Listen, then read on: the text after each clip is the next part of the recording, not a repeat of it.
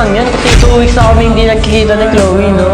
Miss na miss ko na rin kaya siya. Ay wow, miss na miss. Talaga sinasabi mo yan sa harap ko ah. Tayo na mararamdaman nung nagkaroon ng candy girls. Makakaramdam rin kami ng tampo sa inyo. Tsaka mananahimik rin kami. Pero goods lang yun. Nandiyan naman si Chloe para sa akin. Tsaka kawawa naman si Angel, parang hindi naman pinapahalagaan ni Cassie. Sige, sabi mo.